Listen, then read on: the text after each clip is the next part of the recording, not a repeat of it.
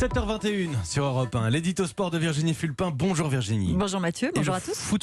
Le foot français a peur. Mediapro, le principal diffuseur, a demandé le report d'un versement de 172 millions d'euros à la Ligue la semaine dernière. Depuis, la menace d'une faillite générale plane.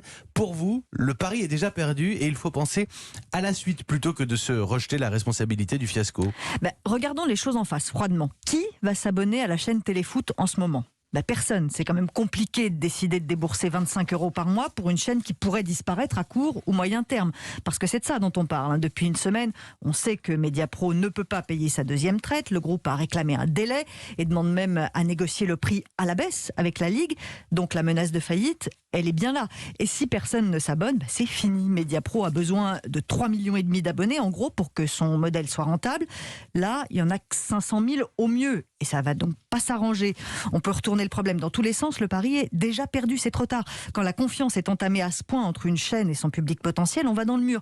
Je parle absolument pas de la qualité de la chaîne et des gens qui y travaillent. Ce sont les premiers à vivre une sale période. Mais si Mediapro va dans le mur, le foot français va suivre, puisque toute l'économie du football s'est construite autour de ces droits télé qu'on a vu exploser avec ce nouvel arrivant. S'ils ne sont pas versés à la Ligue, donc au club, tout s'écroule. La Ligue aurait dû être plus prudente au moment de l'attribution des droits télé. Le problème, c'est qu'en ce moment, tout le monde dit « c'est sûr, ça pouvait pas marcher ». En gros, tout le monde savait que Mediapro sentait le soufre et qu'on allait au-devant de grandes déconvenues, mais personne n'a rien dit. J'exagère un peu. Il y a des voix qui se sont élevées en 2018 pour appeler à la prudence, que ce soit dans le monde du foot ou en politique. Mais à la Ligue, on s'est laissé aveugler par le contrat faramineux avec Mediapro. Vous pensez plus de 800 millions d'euros par an sur 4 ans pour nos Ligue 1 et Ligue 2, c'était tellement énorme qu'on n'allait quand même pas demander des garanties.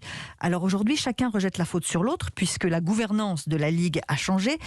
C'est un peu facile et surtout ça ne sert à rien, on n'en est plus là. Maintenant il faut chercher des solutions, prospecter auprès d'autres diffuseurs potentiels, aller voir les historiques notamment, parce que sans abonnés supplémentaires pour Téléfoot, c'est le foot français qui risque d'être aux abonnés absents, des clubs de Ligue 1 au football amateur. Merci Virginie Fulpin. Et bon, vous l'expliquez, qui va s'abonner à Téléfoot aujourd'hui? Ceux qui sont déjà abonnés, ils doivent se sentir un peu... c'est une question personnelle. Il y a des gens qui ont déjà payé sur un an, oui c'est vrai qu'ils se sentent un peu coincés je pense. Un peu bête même du coup. 7h23 sur Europe 1. Merci Virginie Fulpin.